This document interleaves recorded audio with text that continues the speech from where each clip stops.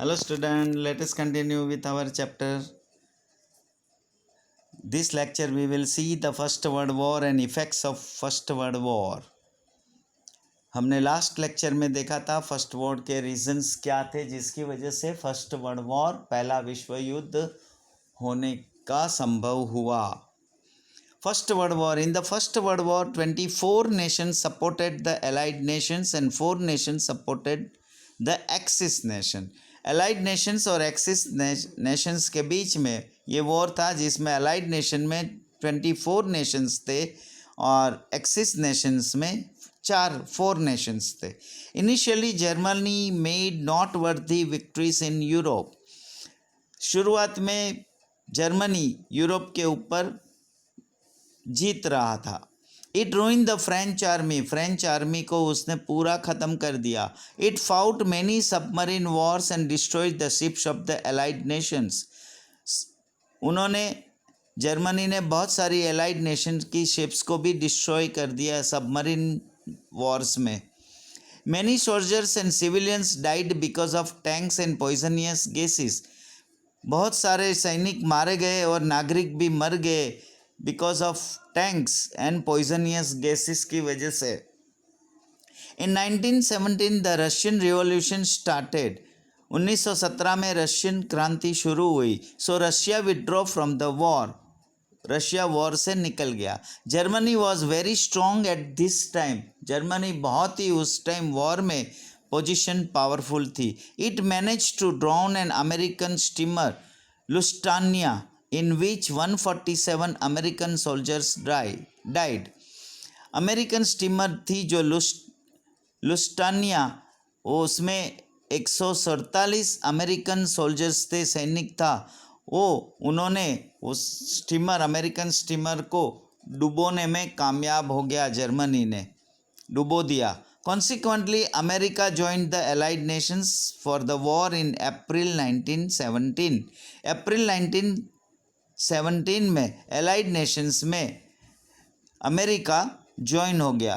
With that countries like Panama, Greece, Cuba, China and Siam join the allied nations. और ये allied Nations America के साथ साथ ये सारे कंट्रीज भी ज्वाइन हो गए. Thus the allied nations become stronger, जिसकी वजह से allied nation एकदम strong हो गया. German army could not withstand the American troops. American सैनिकों के सामने जर्मन सैनिक आर्मी खड़े नहीं रह पाए. The whole position of war change. पूरा वॉर का पोजीशन चेंज हो गया. Bulgaria in September 1918, Turkey and Austria in October 1918 joined the Allied Nations. और उसके बाद ये भी 2 कंट्रीज Allied Nations में ज्वाइन हुए. The German leader Kaiser abdicated his position and ran away. और वो जो जर्मन का लीडर था कैसर, वो पूरा ये पोजीशन छोड़ के भाग गया. Germany surrendered to allied nations. Allied nations के सामने जर्मनी को सरेंडर होना पड़ा. And sign a ceasefire treaty and the war came to and.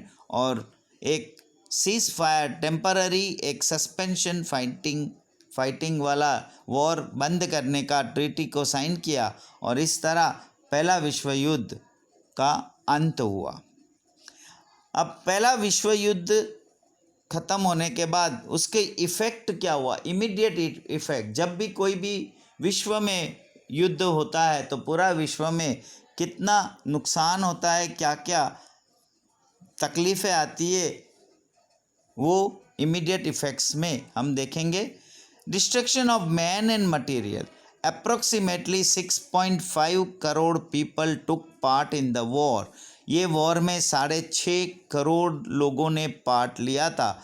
At least 1 crore die, और उसमें से 1 करोड़ लोगों की मृत्यु हो गई. अबाउट 2 करोड़ वेर इंजर्ड, जिसमें और 2 करोड़ इंजर्ड हुए. And around 70 lakhs were rendered permanently handicapped. और 70 लाख लोग परमानेंटली हैंडीकैप्ड हो गए. More number of people died because of starvation, उसके बाद भी बहुत सारी पब्लिक एक्सट्रीम हंगर की वजह से, खाना ना मिलने की वजह से, स्टारवेशन की वजह से मर गए, and other forms of killings and epidemics that broke out after the war. और ये वॉर के बाद ऐसी बहुत सारी फॉर्म में इंसान मरने लगे और बहुत सारी डिसीज़ फैलने लगी, एपिडेमिक्स फैलने लगा। The total war expenditure was quite high, और उसका बहुत बड़ा खर्चा, वॉर की वजह से बहुत बड़ा खर्चा हुआ। Social change during the war, since majority of men of all nations were on the war front, war के दौरान ज़्यादातर मेन लोग, पुरुष लोग नेशंस के वॉर फ्रंट में, पूरे वॉर फ्रंट में आगे थे। Woman shouldered the responsibility of the family and occupation, और जिस उन मेन सारे वॉर में जाने के बाद वुमन लोगों ने पूरा रिस्पॉन्सिबिलिटी अपनी फैमिली का और अपना ऑक्यूपेशन का संभाला। They stepped out of their homes and successfully took over the responsibility in the different professional field.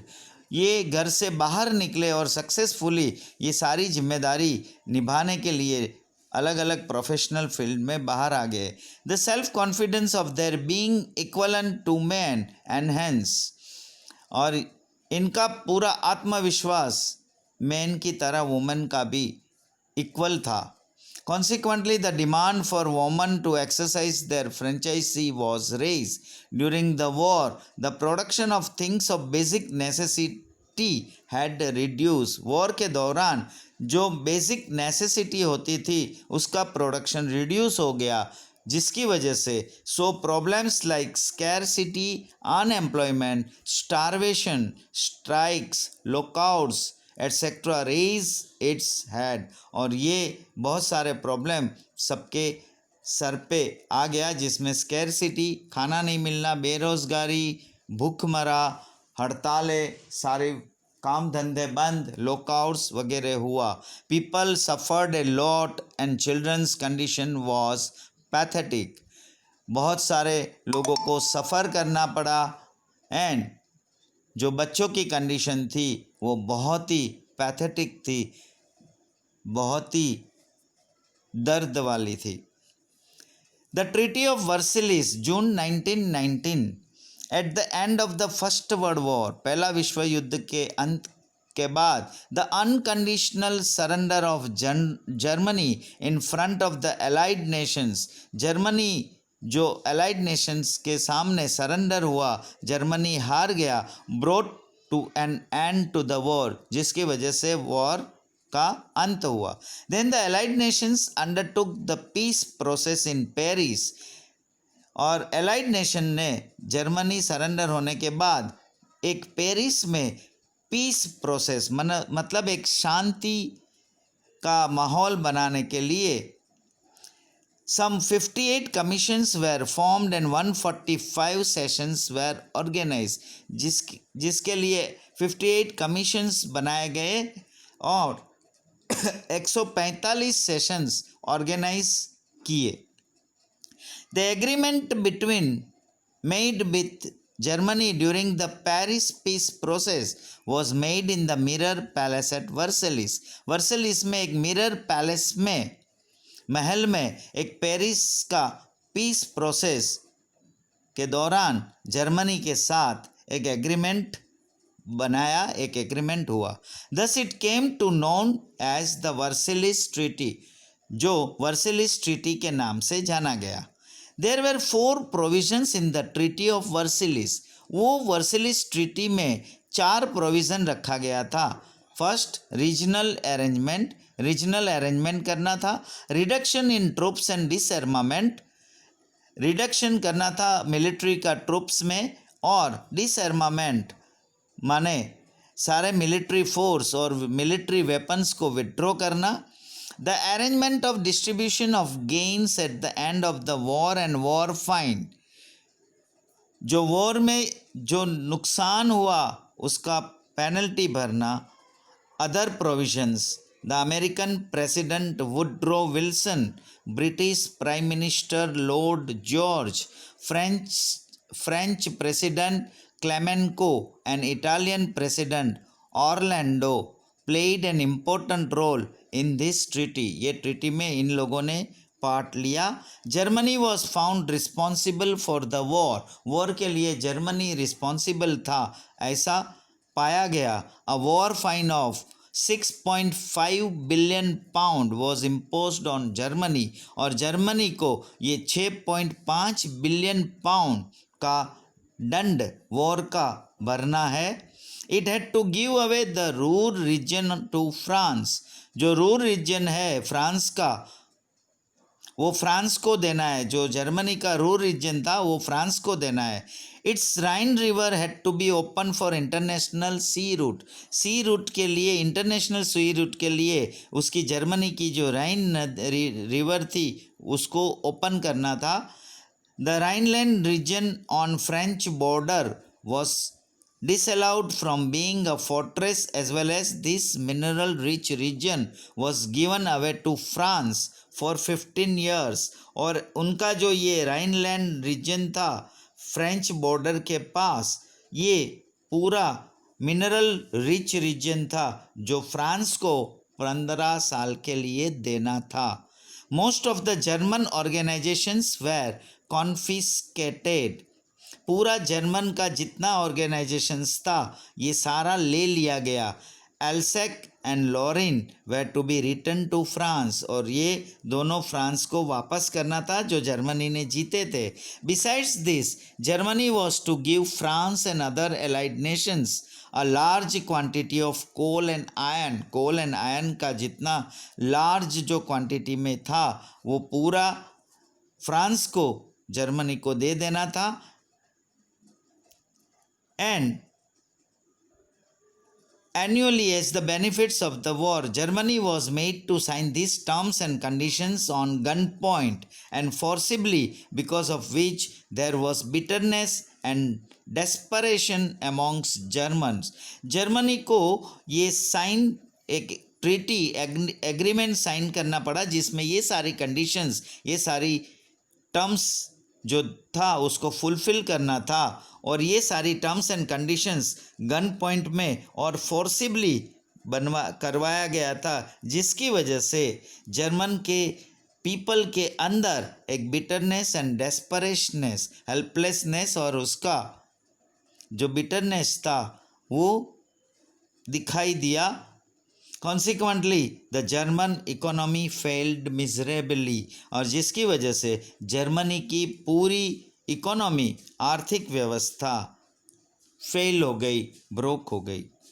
Long term effects. There was a feeling of revenge in signing the treaty with the nations then were defeated in the war. जो भी देश हार चुका था war में, उनका एक बदले की भावना जन्म हो गई थी, फीलिंग आ गई थी. Peace could not be establish with the treaty. ये ट्रीटी साइन करने से कभी शांति एस्टैब्लिश नहीं हो पाएगी. Socialist Russia was not given a place in the League of Nations. League of Nations में जो सोशलिस्ट कंट्री रशिया था उसको स्थान नहीं दिया गया. America did not join the League of Nations. America भी लीग ऑफ नेशंस में ज्वाइन नहीं हुआ. That's why it can be said that the reason for the second world war was in the peace process of the first world war itself. जो पहला विश्व युद्ध के अंत में जो एक शांति की स्थापना करनी थी, उसी में ये सेकंड वर्ल्ड वॉर, दूसरा विश्व युद्ध का बीज बो दिए थे. So here we stop. Next lecture we'll see the Russian Revolution. Thank you.